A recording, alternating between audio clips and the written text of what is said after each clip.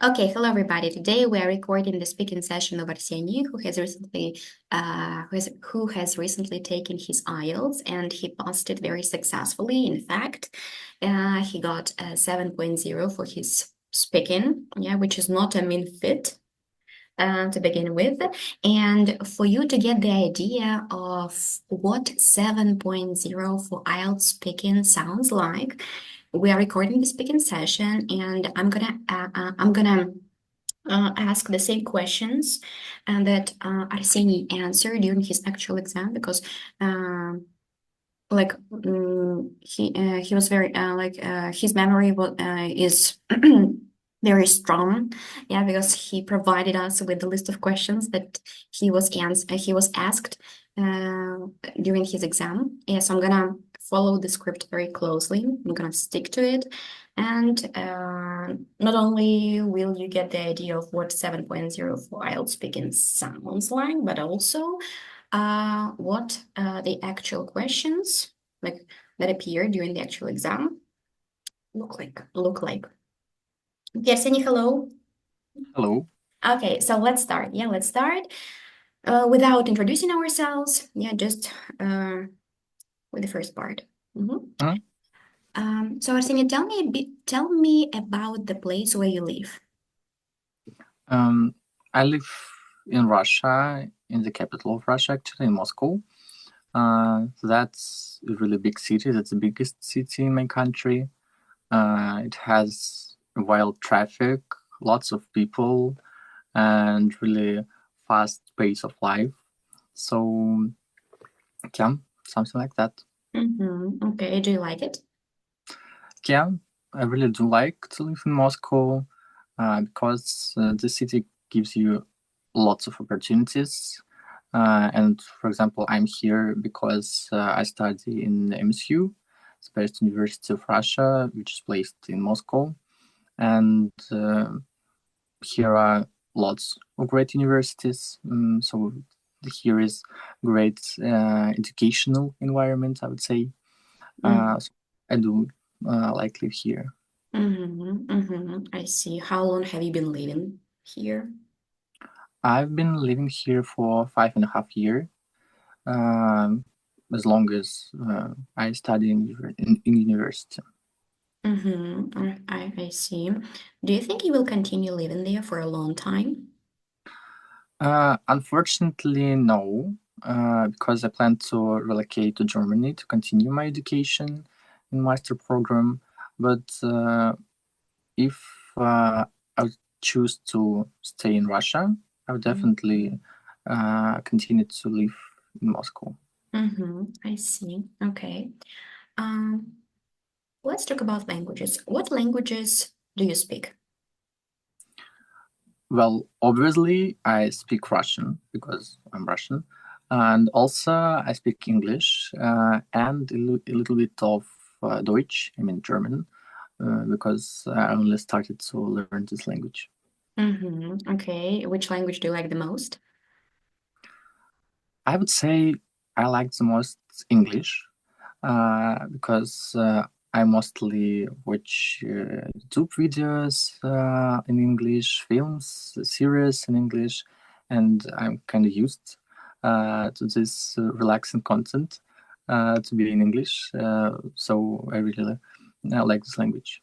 Okay, yeah. So you mentioned that you you improve your language by watching, yeah, by watching some series, some movies, some yeah, no, some films. So do you think it is useful to watch movies in the original language while learning it? Yeah, yeah, it's definitely helpful, and that's exactly how I improved my first listening skills. uh, because it really helps you to get used to English sound. Uh, and that's just a great way to learn English because, on the one hand, you're watching something you like and having a great time, but on the other hand, you're still learning. I see. So do you like to watch movies in general? Uh, yeah, I like, but unfortunately, I don't have a lot of time. to do so. So it's not kind of often thing for me, but I like. Okay, so where do you like to watch movies? I like to watch movies at home and in cinema as well, but I would prefer to watch it in cinema because the sound quality is better and it has its unique atmosphere when you can concentrate only on film. But mostly I watch films with my friends at home. Thank you. So now we're going to move to part 2. Here is your cue card. Can you see it? Yeah. So you have 1 minute to prepare a talk on the following subject.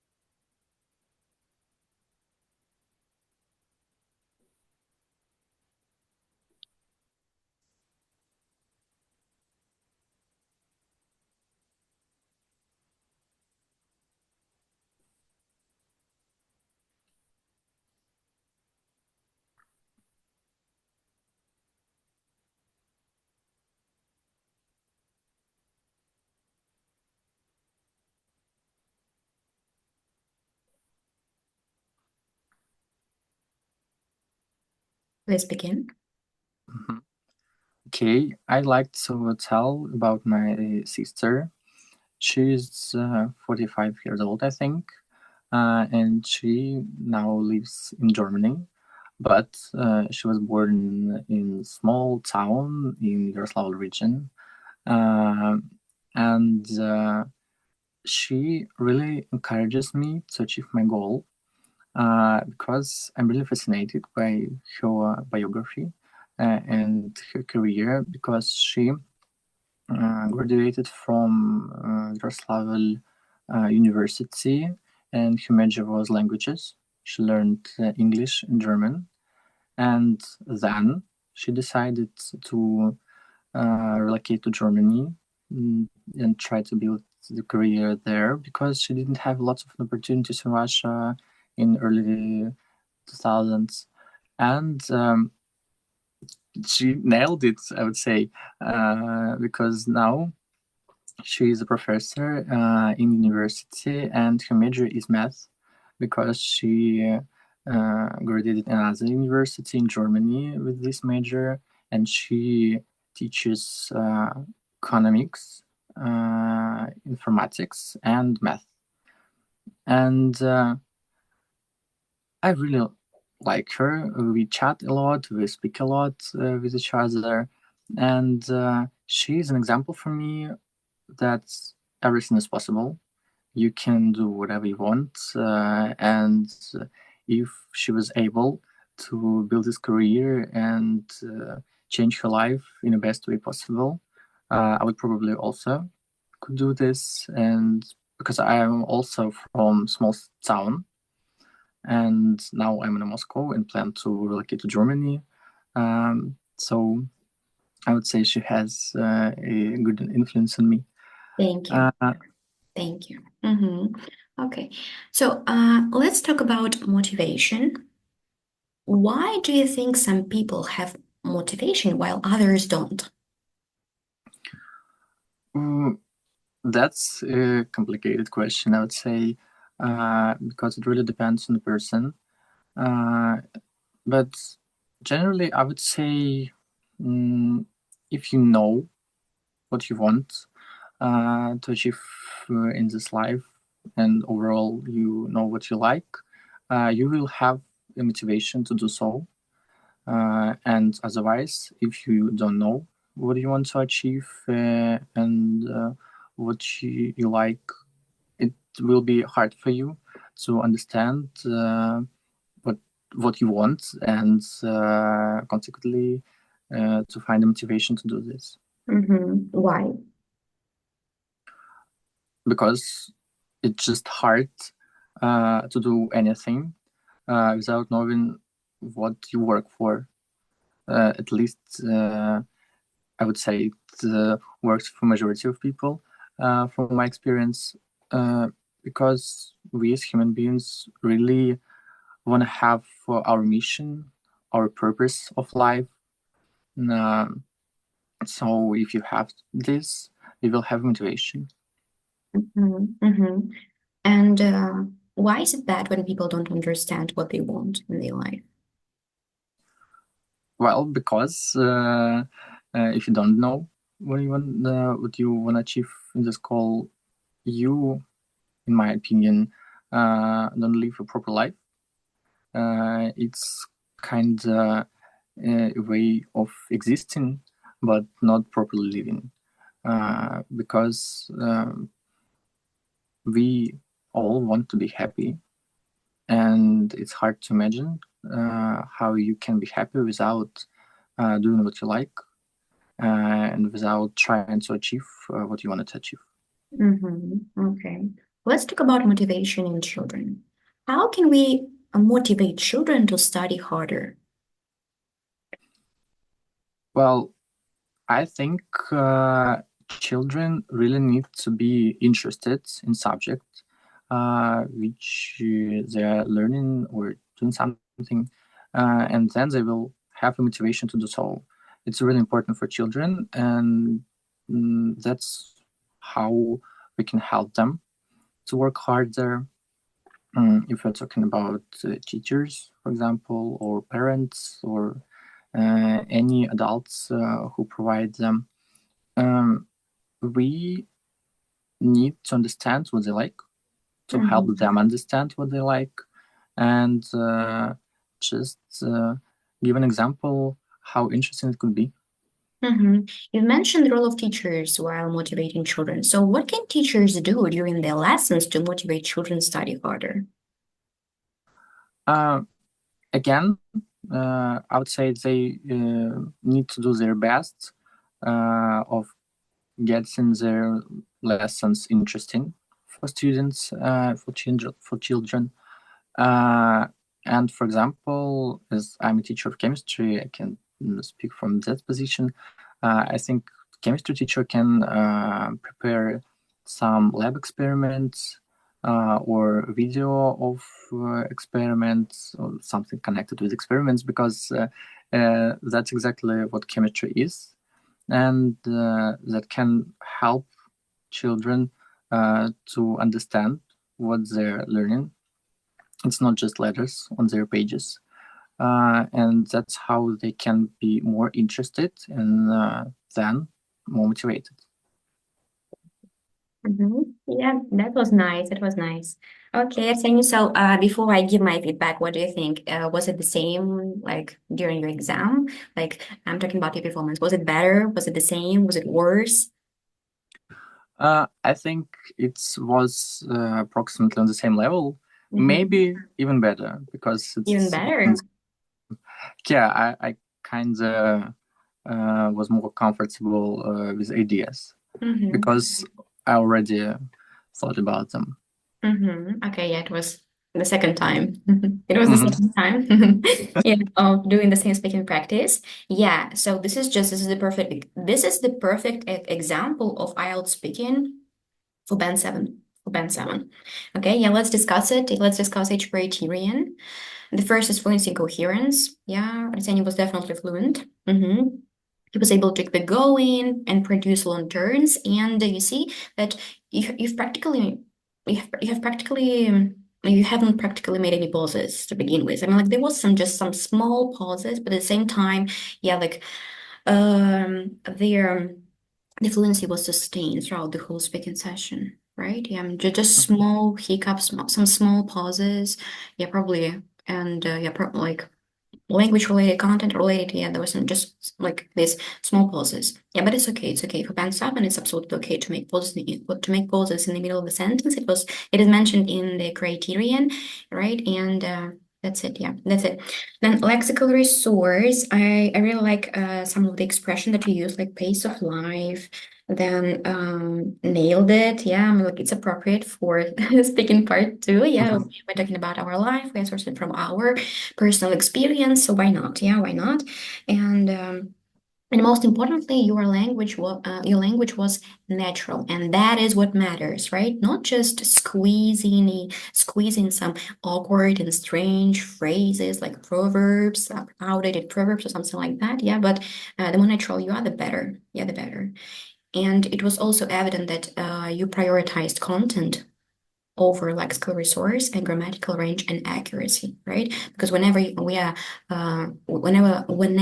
are obsessed with language while given the answers, it usually affects our fluency. Yeah, because we are thinking about the mo like the most sophisticated and fancy ways to put our thoughts into words. Okay, then grammatical range and accuracy. By the way, I mean, like comparing, for example, our individual speaking session during your preparation and right now, it was way better because what I noticed, like first of all, there was a range of tenses, like past simple, and present simple, and I have been living, yeah, I have been living here, right? So present perfect continuous, nice, right? Conditional sentences, right? Conditional sentences. Try to use them. I'm not confident with conditional forms, but I really tried. Yeah. It was like a couple of times. I've noted it down. Then I mean, like then conditionals, and I like to do so substitution, nice. Like a couple of times substitution. Like there was some small hiccups, just some small hiccups sometimes with the subject of agreement, and like leave, yeah, like leaving, yeah, like I leaving. I know. Yeah. I said this and I'm like, that was a mistake. Okay, go on. Yeah, that's it. I mean, like, okay, I've made a mistake. No big deal. Yeah, just keep going. Yeah. Okay, because grammatical range and accuracy criterion is the third, right? The first is fluency and coherence.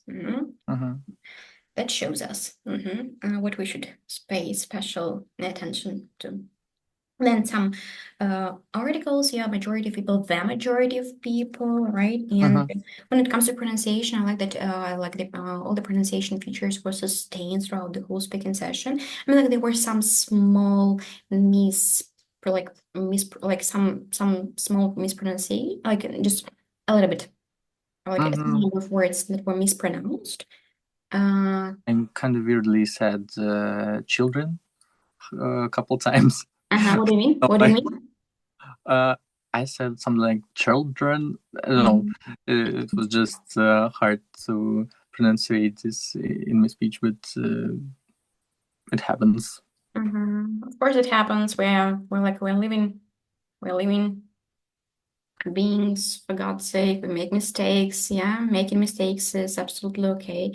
Yeah. Consequently. Yeah, the word like consequently. Consequently. Consequently. Consequently. Yeah, the first syllable is stressed. Consequently. Consequently. Yeah, consequently. So it was just a perfect example of 7.0. Yeah, Arsenio, thank you for your active involvement. So what do you want to say to those watching this recording, especially during what should, for example, they pay special attention to during preparation or during the actual speaking, right? What should they prioritize? Like what are their aspects that should take a back seat? Like which Well, I can obviously speak from my experience, and for me, it was really important to get comfortable with speaking because it wasn't like that in August when I just have started to prepare for IELTS, and that's it. That's the most important thing because it was really important for me to be fluent. Yeah, to be fluent, okay. To be fluent and calm and comfortable in my speaking in exam, and I knew that I will probably forget these fancy phrases, words which I could learn. So I didn't try to do so. Of course, I read articles which we discussed. I wrote down words that I didn't know, and I read them sometimes, but I didn't try to learn them because it just doesn't work for me. And that's it. And of course, I checked, I don't know how many times, all themes that can be Topics. Topics, yes, in IELTS speaking, and just thought about ideas. What can I say? Because there are some really strange questions and topics, especially in part 2, and you need to be prepared. For example, well, what can you My say? favorite is describe a time when you had a call from unknown number in public place. What?